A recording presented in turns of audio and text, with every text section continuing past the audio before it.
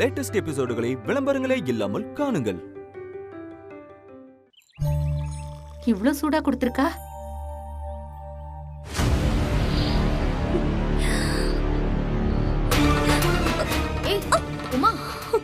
உமா என்னாச்சு? உட்கார் உட்கார். என்னாச்சு? இல்லக்கா, ஒரு மாதிரி நெஞ்செல்லாம் படபடன்னு அடிச்சுக்கிற மாதிரி இருக்கு. சரியா தூங்குனியா இல்லையா? கண்ணால அப்படி உள்ள போய் கிடக்கு.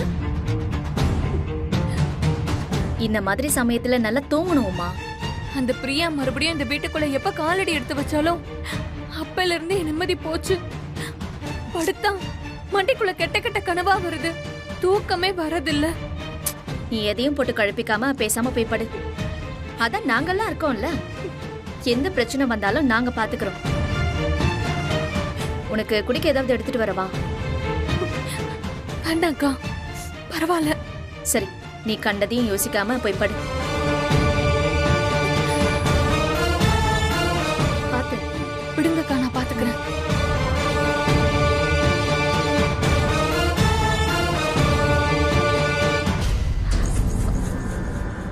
ஏய் மேகலா, என்னம்மா? அட வா.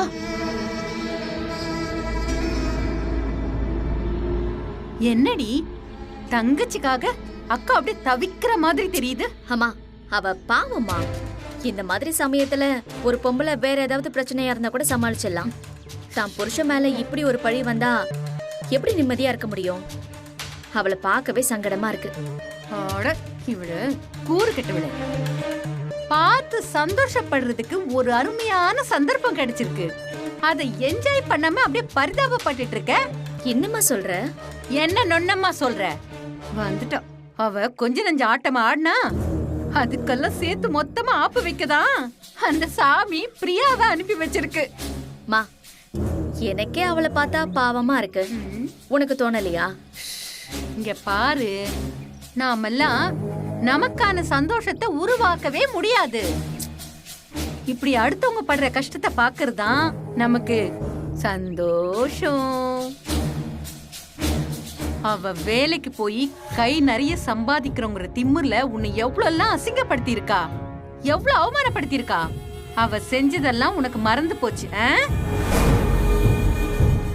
ஏதோ ஒரு தடவை அவளுடைய புடவை எடுத்து நீ ஆசையா கட்டினதுக்கு ஆகாயத்துக்கும் பூமிக்கும் எப்படி குதிச்சா. அதான் இன்னைக்கு எல்லாத்துக்கும் சேர்த்து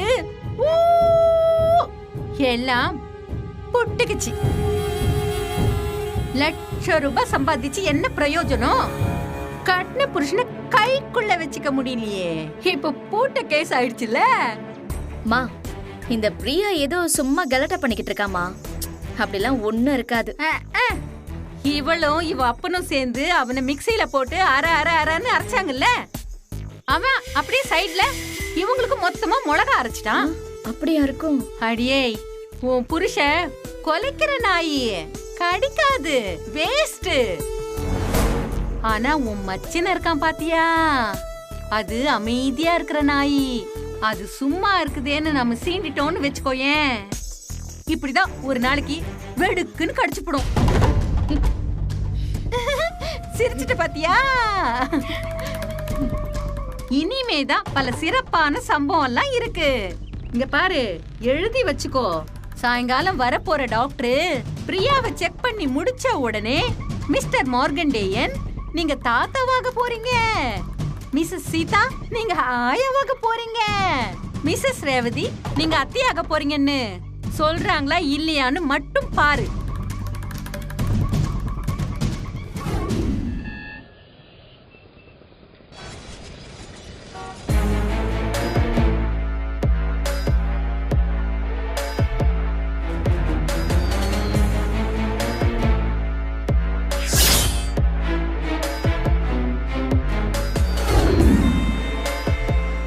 மேகலா,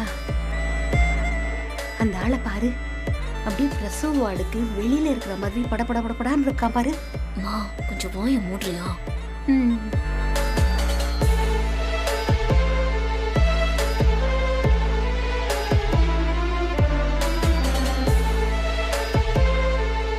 அவ உட்காந்துருக்கிற ஸ்டைலை பத்தியா? டாக்டர் வந்துட்டு போற வரைக்கும் கொஞ்சம் அமைதியா இருங்கப்பா. மனுஷன் பண்ண தப்புக்கு கடவுள்கிட்ட உதவி கேட்டா எப்படி சீதா? சரி சரி, நான் ஒன்றும் சொல்லல.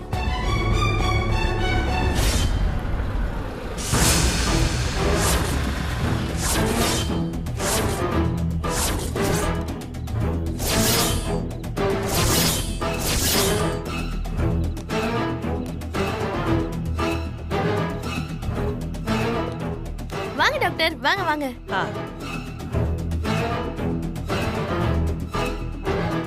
ஆமா, இங்க பேஷண்ட் யாரு? இங்க பேஷண்ட் எல்லாம் யாரும் இல்ல டாக்டர். நான் இப்போ 2 மாசம் பிரெக்னெண்டா இருக்கேன். சொன்னா யாரும் நம்ப மாட்டேங்கிறாங்க. என்னோட ஹஸ்பண்ட், அத்தை, மாமா யாரும் நம்ப மாட்டாங்க. இன்னும் நாங்க சொந்தக்காரங்களுக்கெல்லாம் சொல்லணும். ஒரு டாக்டர் கன்ஃபர்மேஷன் இருந்தா போதும்னு வீட்ல எல்லாரும் விருப்பப்படுறாங்க. அதனால தான் உங்களை வர சொன்னோம். இப்பெல்லாம் ஒரு பொண்ணு கன்சீவா இருக்காளா இல்லையான்னு தெரிஞ்சுக்க அவங்களே மெடிக்கல் ஸ்டோர்ல ஒரு ஸ்ட்ரிப் வாங்கி டெஸ்ட் பண்ணா ரொம்ப ஈஸியா தெரிஞ்சுக்கலாமே. இதுக்கு எதுக்கு டாக்டர்ல? அவ செக் பண்ணிட்டேன்னு தான் சொன்னா. இருந்தாலும் நாங்க எங்க சைடுல இருந்து கன்ஃபார்ம் பண்ணிக்கணும்ல, அதுக்கு தான் உங்களை கூப்பிட்டோம். சரி வாங்க, டெஸ்ட் பண்ணிடுவோம். வாங்க.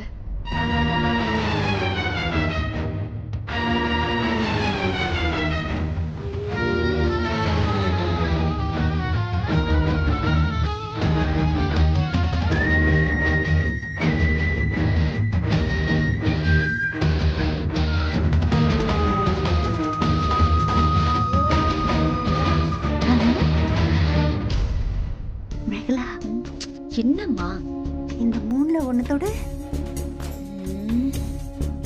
ஏய் தொடுடி.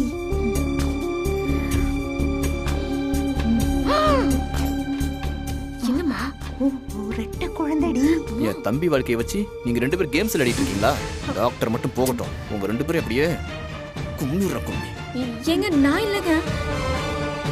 2 குழந்தை. அம்மா சும்மா இருமா.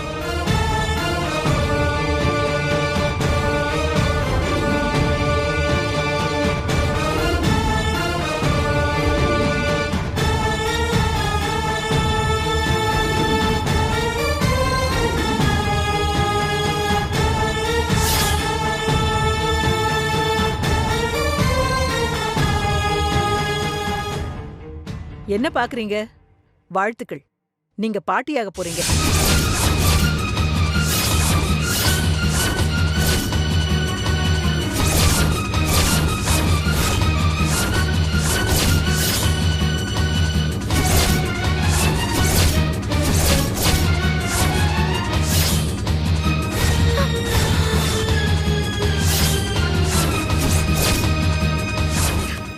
Thank you so much. ஸ்வீட் எடுத்துக்கோங்க. Thank you, congratulation.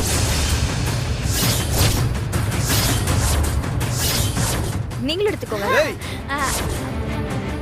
எனக்கு வேணாம்மா, நீயே வச்சுக்கோ. மாமா ஸ்வீட் எடுத்துக்கோங்க.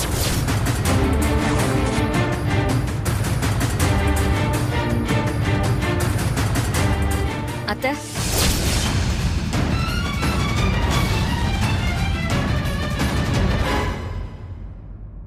ஃபர்ஸ்ட் 3 மந்த்ஸ்க்கு ரொம்ப சென்சிட்டிவ். ரொம்ப ஸ்ட்ரெயின் பண்ணிக்க வேண்டாம். வெயிட்டா எதுவும் தூக்காம ரொம்ப கவனமா இருங்க. அப்புறம் நல்ல ஹெல்த்தியான ஃபுட்டு சாப்பிடணும். Okay doctor. சரி ரேவதி, அப்ப நான் வரேன். வாங்க வாங்க.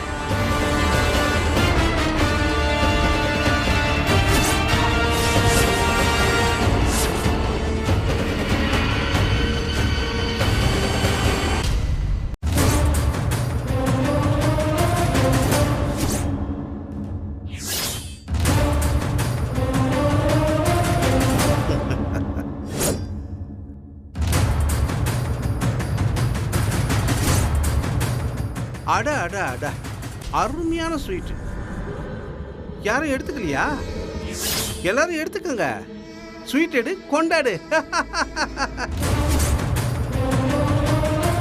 அருமையான புள்ளைய பெற்று வச்சிருக்கீங்க, நீங்க எடுத்துக்கோங்க.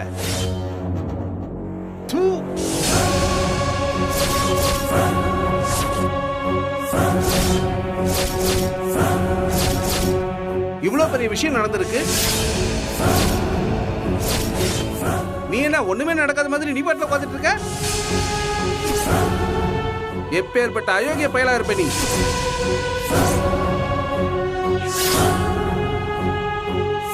டேய் ரவி, என்னடா அதெல்லாம்?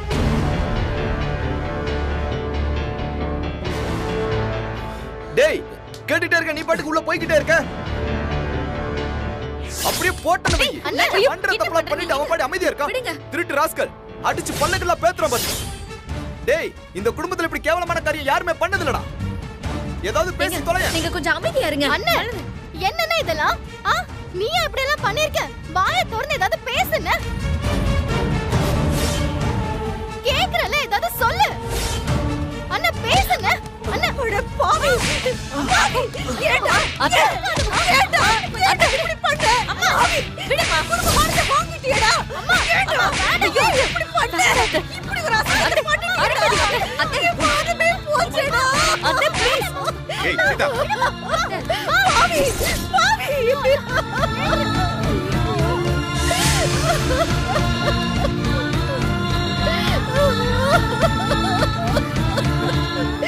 ஏன்டா இப்படி பண்ண? உன் மேல எவ்வளவு நம்பிக்கை வச்சிருந்தேனடா. எல்லாத்தையும் இப்படி கெடுத்துட்டியேடா. நீயே இப்படி நீயேடா. விடுடா. அடிக்காதம்மா. வாயை திறந்து பேசுறா. எப்பறா இனிமே என் தம்பின்னு சொல்லுவேன்? ச்சே, இப்படியே ஆளாளுக்கு ஒண்ணு சொல்லிக்கிட்டு இருந்தா அடுத்து என்ன பண்ணணும்னு யோசிக்க வேண்டாமா? அடுத்து என்ன? இவன் மண்டைய பொளக்க வேண்டியதுதான். கொல்ல போறீங்க.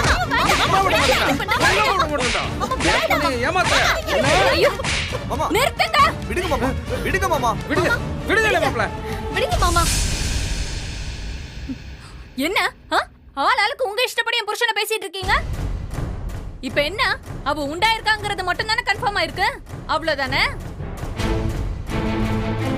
ஆனா அவ கர்ப்பத்துக்கு என் புருஷன் தான் காரணம்ங்கிறது எப்படி தெரியும்? அவ எங்க போனாலோ எவன் கூட இருந்தாலோ இப்போ வயித்தை நிரப்பிட்டு வந்து நின்னு அவ குழந்தைக்கு என் புருஷனோட இனிஷியல் கேட்டா? ஏய் உமா, இனா தேவையில்லாம தப்பா பேசாத. சி நிறுத்தடி. என் புருஷன் மேல எனக்கு நம்பிக்கை இருக்கு. டாக்டர் நீ கன்சீவா இருக்கன்னு மட்டும் தானே சொன்னாங்க. உன் குழந்தைக்கு என் புருஷன் தான் அப்பான்னு சொல்லலையே. என்ன ரவி, உன் பொண்டாட்டி பாட்டுக்கு வாய்க்கு வந்தபடி பேசிட்டு இருக்கா. நீ ஒண்ணு பேசாம வேடிக்கை பார்த்துட்டு இருந்தா என்ன அர்த்தம்?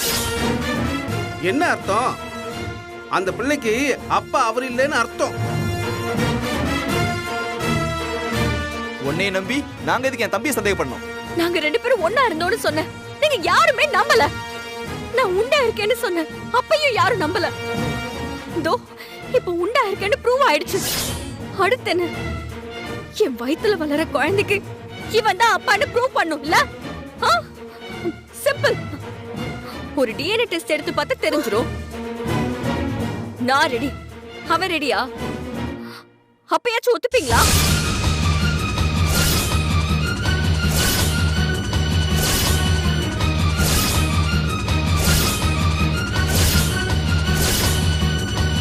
சரி, கரெக்ட் தான். அப்ப டிஎன்ஏ டெஸ்ட் எடுத்து அவன் ஒத்துக்கிட்டு தானே ஆகணும். எங்க எல்லாருக்கும் ஓகே தான்? எல்லாருக்கும் ஓகே தானேப்பா? யாரும் எதுவும் பேசாதீங்க. அவன் வாயை திறந்து அவனே பேசட்டும், அது போதும் எனக்கு. அவன் ஆமான்னு சொல்லிருந்தா ஒரு பிரச்சனையும் இல்லையே. டிஎன்ஏ டெஸ்ட் நான் எடுக்கிறேன். ரவி தான் என் குழந்தைக்கு அப்பான்னு நான் நிரூபிக்கிறேன். டெஸ்ட் ரிசல்ட் வரட்டும். அப்போ இருக்கு உங்க ஒவ்வொருத்தருக்கும் தனித்தனியா. ஏய் எடுடி பாத்துக்கலாம்.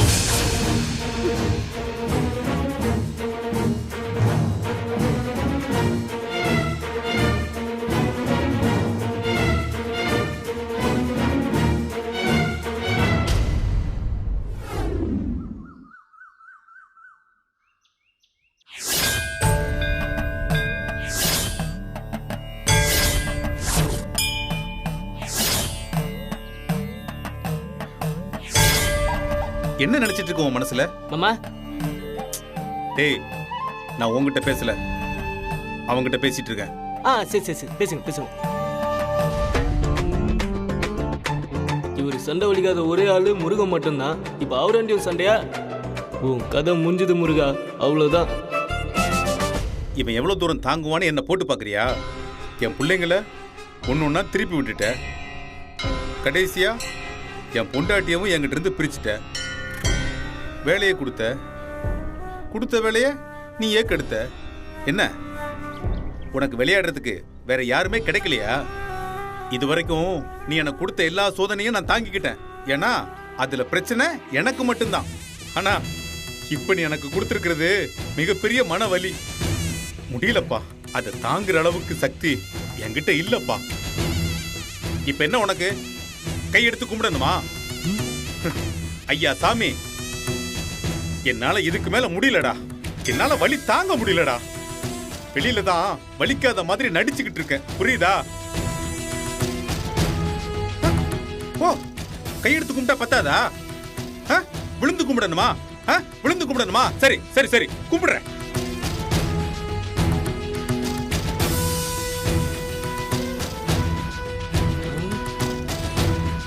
எவ்வளோ பிரச்சனைனாலும் சும்மா கன்னு மாதிரி நிப்பாப்புல.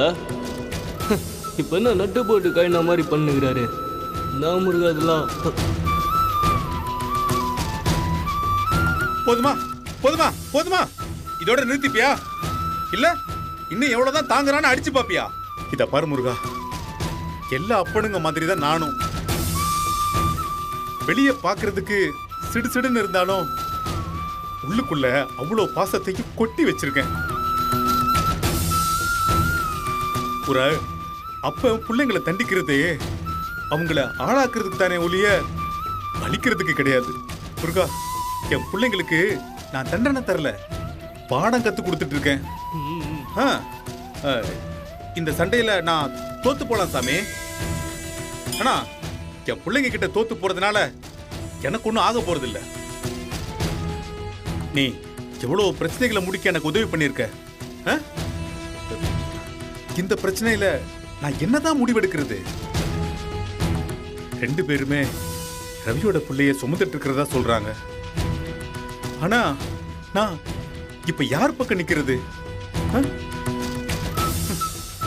எந்த முடிவு எடுத்தாலும் அது பெரிய தப்பாயிடுமோன்னு பயமா இருக்கு முருகா. இந்த பிரச்சனைய அவ்வளவு சாதாரணமா தீர்த்திட முடியாதுன்னு எனக்கு தெரியும். அவங்க என்னத்தை போய் டிஎன்ஏ டெஸ்ட் எடுக்கிறது? அங்க என்ன ரிசல்ட் வரும்னு என்னால ஓரளவுக்கு சொல்லிட முடியும். முருகா, இந்த பாரு, உங்ககிட்ட கெஞ்சி கேட்கிறேன், என்ன முட்டு சந்திர கொண்டு போய் நிறுத்திடாத. இந்த பாரு, இந்த மார்க்கண்டையன் இது வரைக்கும் எந்த பக்கமும் சாயாம நடுவுல நின்னுதான் தீர்ப்பு சொல்லியிருக்கான். இப்போ எங்க தடுமாறிடணும்னு மனசெல்லாம் கிடந்து ஒரே குழப்பமா இருக்கு. முருகா, இந்த பாரு, மேற்கொண்டு என்ன குழப்பாம இரு. அது ஒண்ணுதான் இப்ப நான் உங்ககிட்ட கேட்கறது. தயவு செஞ்சு செய். நான் வர்றேன். என்னடா மாமாவுக்கு உள்ளுக்குள்ள ஏதாவது நட்டு போல்ட்டு கலந்து போச்சுன்னு யோசனை பண்ணிட்டு இருக்கியா? ஆமா மாமா. இல்ல இல்ல மாமா. மாமா, ஒரே ஒரு டவுட் தான் மாமா. என்ன? முருகன் கையில டிஎன்ஏ டெஸ்ட் ரிசல்ட் என்னன்னு தெரியும் சொன்னீங்களா, அது என்னன்னு சொல்லுங்க. 2 நாள்ல அதுவா தெரியும். நீதான் முருகா பாத்துக்கணும்.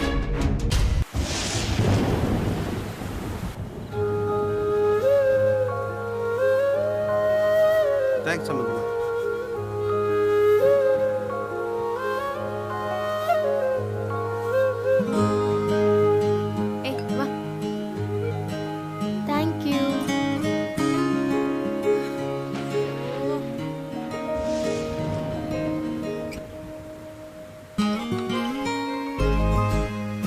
இந்த மாதிரி மழை நேரத்துல அம்மா போட்டு தர சுக்கு காஃபி டேஸ்டே தனிதான்.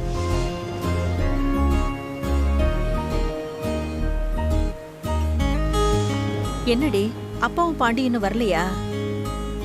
மழை வேற அதிகமாகிட்டே இருக்கு. மா, நீ எதுவும் டென்ஷன் ஆகாத, அதெல்லாம் அவங்க கரெக்டா வந்துருவாங்க. ஏய், மழைக்கு எல்லாரும் சேர்ந்து பாட்டு பாடினா சூப்பரா இருக்கும்ல? வான் மேகம் பூவாய் தூவும், மேகம் என்னாகும் இன்பமாக நோகும், மழை துளி தெரித்தது. என குளி குளித்தது ஆடு பூ பூவாய். பிரியா வரா.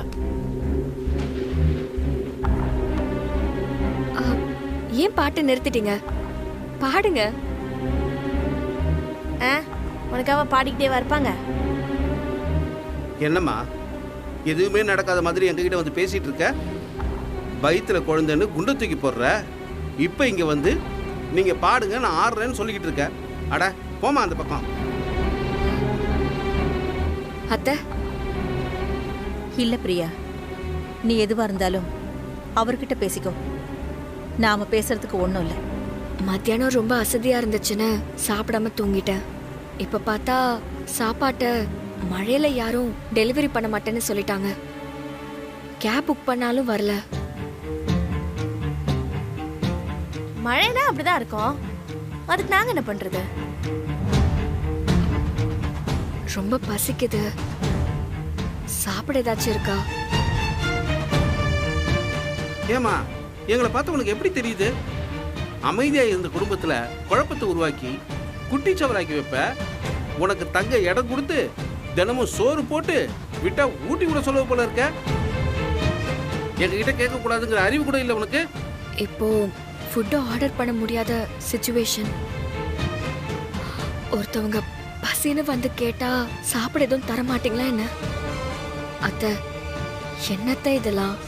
அது வந்து மா, நீங்க எது பேச வேண்டாம். அவ என்னமோ அவ இழுத்தெழுப்புக்கெல்லாம் நம்ம வருவோம்னு நினைச்சிட்டு இருக்கா போல. இங்க பாரு பிரியா, உனக்கு பசிக்கும் போது நாங்க மட்டும் மனிதாபிமானமா நடந்துக்கிறோம். ஆனா நீ எங்க கிட்ட அப்படி நடந்துக்க மாட்டல்ல. சோறும் கிடையாது, ஒண்ணும் கிடையாது. பாப்பா. டேய் ராஜா, என்னடா இதெல்லாம்? மா, உங்களை பேச வேணாம்னு தானே சொன்னேன். இவளெல்லாம் இப்படிதான் டீல் பண்ணணும். ஒரு வேளை சாப்பிடாட்டி ஒன்றும் ஆயிடாது.